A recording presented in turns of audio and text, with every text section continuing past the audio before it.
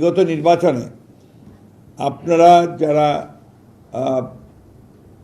সমতল ভূমিতে বা পাহাড়ে যারা আপনার আছেন ভিন্ন জাতিগোষ্ঠী বলে আপনারা খুশি হন বোধ হয় নাকি না? এই যে বলছেন আদিবাসী বললে খুশি হন। আচ্ছা, আমরা আদিবাসী বলবো। আরেকটা ব্যাপার আছে, কিন্তু আরেকটা শব্দ খুবই মানে আপনার জনপ্রিয় বিভিন্ন জায়গায়, ভূমিপুত্র। অর্থাৎ এই জমি, বাংলাদেশের যে ভূমি, এর পুত্র এবং কন্যা হচ্ছেন আপনারা, যা একেবারে প্রথম থেকে সিন্স বিগিনিং। তো সেই জন্যে আপনাদের অবস্থানটা কিন্তু আমাদের এই বাংলাদেশের মানুষের মধ্যে এটা অত্যন্ত গুরুত্বপূর্ণ একটা জায়গায় আপনারা বাস করেন। সুতরাং আপনাদেরকে অনেক সময় আপনারা নিজেদেরকে কখনো খাটো মনে করবেন না, নেভার। আপনারা মনে করবেন যে আপনারা এই দেশের একজন নাগরিক, বাংলাদেশের নাগরিক। আপনাদের একটা নাগরিকতা লেখা থাকে না, বাংলাদেশি নাগরিক, যেটা ম্যাডাম বলতেন সবসময়, যে তোমরা সংখ্যালঘু নাও, তোমরা হচ্ছে অ্যাট পার। যেমন এখানে মুসলমান, হিন্দু, অন্যান্য যারা আছে তাদের সঙ্গে তোমরা সবাই অ্যাট পার। সুতরাং এখানে আপনারা সবসময় মনে রাখবেন যে you are part and parcel of this country, of this nation. এবং এখানে আমার যেমন অধিকার আছে, আপনার সেই সমান অধিকার আছে। এই কথাটা আপনাকে সেসময় মনে রাখতে হবে। দ্বিতীয়ত হচ্ছে, আমরা তো এই চলা শুরু করেছি বহু আগে থেকে।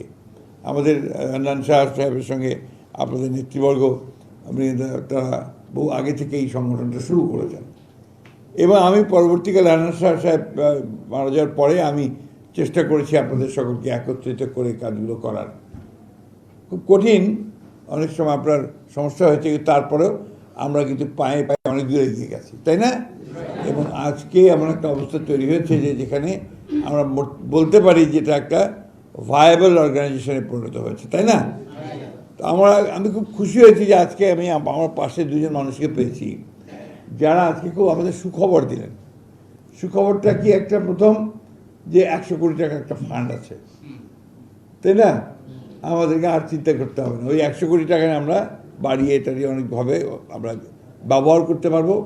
যেখানে আমি যেটা লক্ষ্য করেছি যে আপনাদের মধ্যে একটা বড়, আমার সবচেয়ে ভালো লেগেছে যেটা, যে আপনারা কিন্তু সবসময় বলছেন যে আমরা উদ্যোক্তা হতে চাই, এবং উদ্যোগ যে নিচ্ছি তার জন্য আমাদেরকে সহযোগিতা করেন।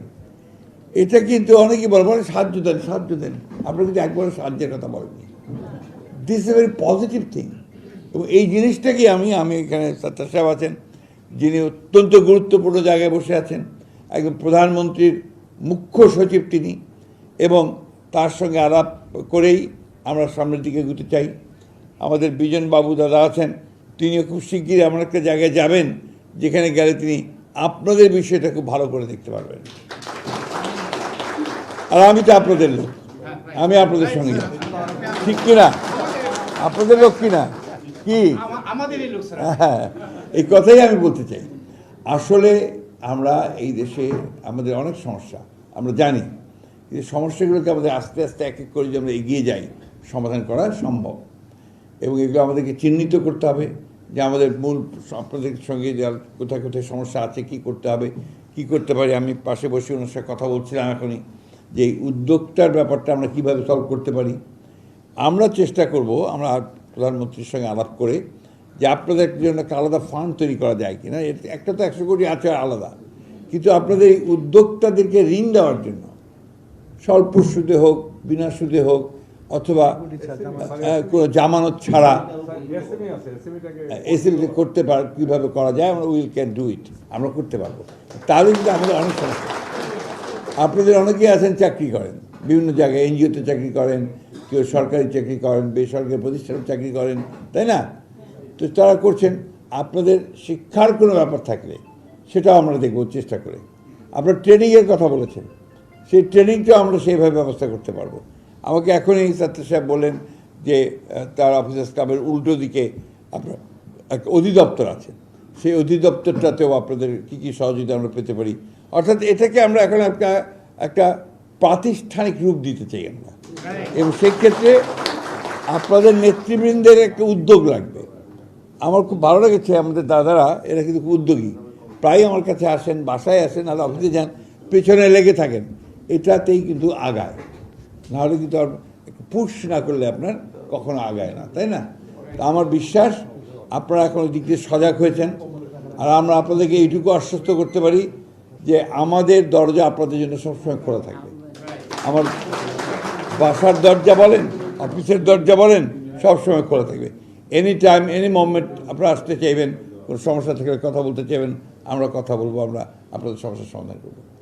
নিজেদেরকে আইসোলেটেড মনে করবেন না, বিচ্ছিন্ন মনে করবেন না, সবসময় মনে করবেন যে you are part of us, আমরা সব জনগোষ্ঠীটার অংশ, তাহলেই অনেক সমস্যার সমাধান করা যাবে। আজকে আমরা একটা কঠিন পৃথিবীতে বাস করছি কিন্তু ভাই, এটা মনে রাখতে হবে আমাদেরকে। এই পৃথিবীটা এখন একটু কঠিন হয়ে গেছে, অনেক সময় অপরিচিত মনে হয়। যেভাবে যুদ্ধ বিগ্রহ, যেভাবে আপনার হত্যা, জখম, হিংসা শুরু হয়েছে, তাতে করে আমাদের এই দেশে, বাংলাদেশে, আমরা ভালোবাসার মধ্য দিয়ে, আমাদের পারস্পরিক ভ্রাতৃত্বের মধ্য দিয়ে, সৌহার্দ্যের মধ্য দিয়ে যদি আমরা জাতি একটা নির্মাণ করতে পারি, যেটা আমরা আমাদের ইশতেহারে বারবার করে বলেছি, আমরা বলেছি যে আমরা একটা রেইনবো নেশন তৈরি করতে চাই, ঠিক না? ওই রেইনবো নেশনটা আমরা তৈরি করতে চাই, মানে এটাকে একটা এক্সাম্পল তৈরি করতে চাই। এই বিষয়গুলো আমাদেরকে সবসময় মাথায় রাখতে হবে। আমরা যদি এটা করতে পারি, আপনাদের কালচার খুব রিচ কালচার।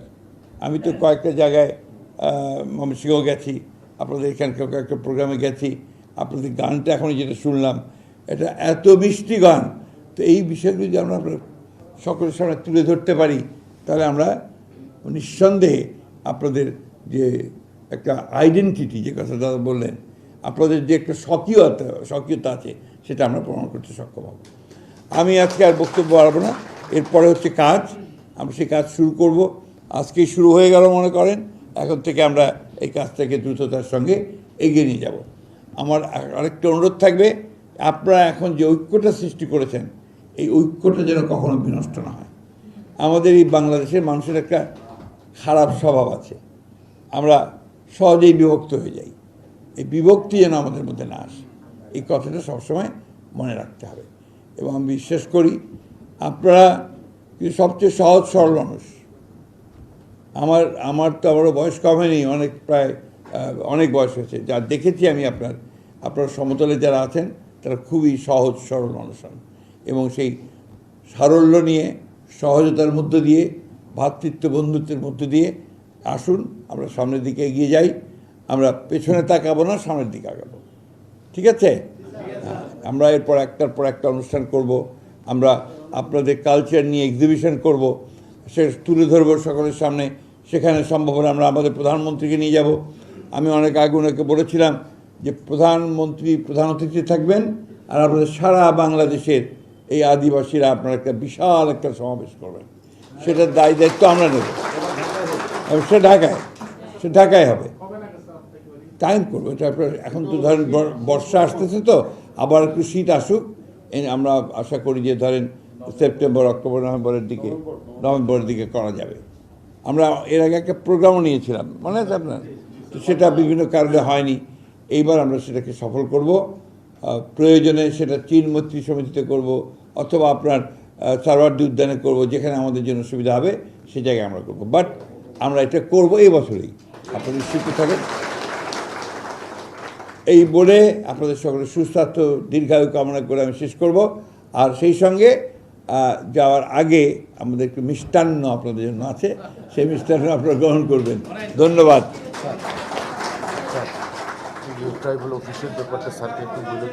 ওটা আমি করবো, ওটা আপনি নিশ্চিত থাকেন। আমরা 2 তারিখের মধ্যে উঠতে চাই।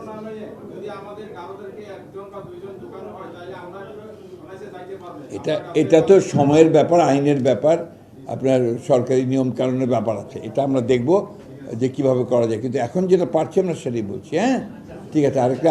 আরেকটা অফিসের কথা আপনারা বলেছেন, অফিসের কথা আপনারা একটা বলেছেন। আমি দাদাকে বলবো যে আপনারা ভাই একটু বসেন না, আমি কথা শেষ করিনি তো, এই তো অস্থির হয়ে গেলেন। আপনি কি জায়গাটার নাম বলেন? কালাচাঁদ। না, সেটা ঠিক আছে। এখানে নর্দাতে কালাচাঁদপুরে তারা একটা অফিস দেখেছেন, আপনারা দেখে ঠিক করেন। এটার ভাড়ার দায়িত্ব আমার থাকবে। ঠিক আছে? বলেন কি বলছিলেন? কি একজন বলছিলেন?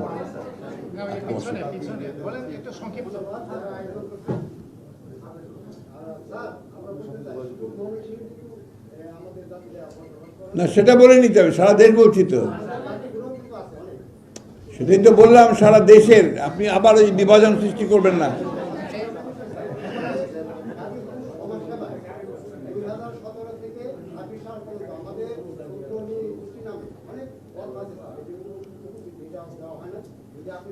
বসেন, সব কিছু হবে, এখন সব কিছু নিয়মের মধ্যে যাবে। কি বলছিলেন আপনি?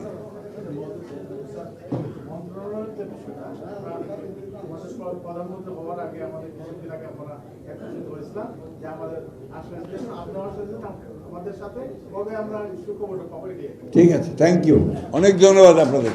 ও আমার মহিলা একজন। ঠাকুরগাঁও বাড়ি স্যার।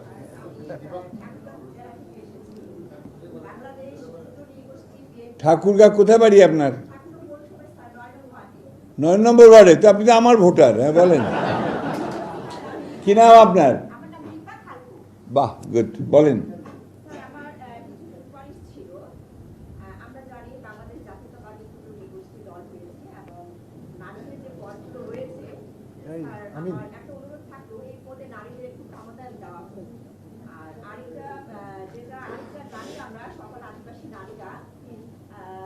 মহিলাদের জন্য 30টা আসন রয়েছে, সংরক্ষিত আসন রয়েছে। তো আমি মনে করি আমাদের আদিবাসী নারীদের যদি সংরক্ষিত আসনে যদি অন্তর্ভুক্ত করা হয়, আমি আশা করছি এই প্রথমবারের মতো বাংলাদেশে আপনাদের একজন প্রতিনিধি সংরক্ষিত নারী আসনে যাবেন, আমি আশা করছি। আমি দিয়েছি অলরেডি, হাইলি কোয়ালিফাইড, ব্রাকে কাজ করা। নমস্কার, সময় নাই তো, দিনাজপুর থেকে এসেছি, সদর উপজেলা।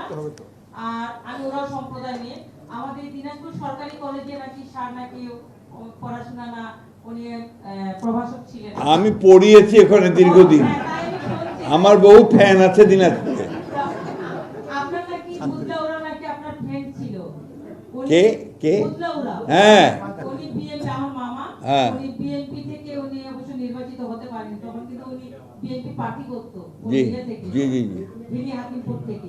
তো আমাদের ওখানে দিনাজপুর এই সরকারি কলেজের সামনে আমাদের ক্ষুদ্র নিগোষ্ঠী শিল্পকলা একাডেমি হয়েছে স্যার, জানি আমি। হ্যাঁ, সেই একাডেমিতে এখন যে ফ্যাসিস্টরা আছে তারা কিন্তু আমাদেরকে, আমি 89 সাল থেকে সেখানে আমি ছিলাম শিশু শিল্পী হিসেবে, এবং আমাদের প্রধানমন্ত্রী বেগম খালেদা জিয়া যিনি আমাদের সুন্দরবন ওখানে মাটি উত্তোলন করতে গেছিল এবং মাটি খনন করছে, সেটাকেও আমি তার অনুদান পেয়েছিলাম 95,000 টাকা।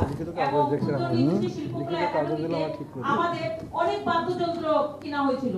সেখানে যে ফ্যাসিস্টদেরকে এখন ওখানে রাখা হচ্ছে, সেই ফ্যাসিস্টরা আমাদের ওই জিনিসগুলো সম্পূর্ণ। আচ্ছা, এখন একটা আমি অনুরোধ করবো আপনাকে, সেটা হচ্ছে যে আপনি অনুগ্রহ করে এই বিষয়গুলো লিখে আমাদের দিনাজপুরের জেলা প্রশাসকের মাধ্যমে যদি পারেন আপনারা প্রধানমন্ত্রীর কার্যালয়ে পাঠিয়ে দেবেন, অথবা ডাক্তার জাহিদ আছেন আমাদের সমাজ কল্যাণ মন্ত্রী আপনাদের দিনাজপুরের বিরামপুরের, তার কাছে পৌঁছে দেবেন, আমি সেটা পেয়ে যাব, আমরা পেয়ে যাব। কিন্তু স্যার আমি আপনাকে পিতার মতো করে অনুরোধ করে বলতেছি যে ওখানে আমার অধিকার 100% আছে, কারণ আমি আমরা ফ্যাসিস্টদেরকে সরিয়ে ফেলবো, নিশ্চিত থাকেন।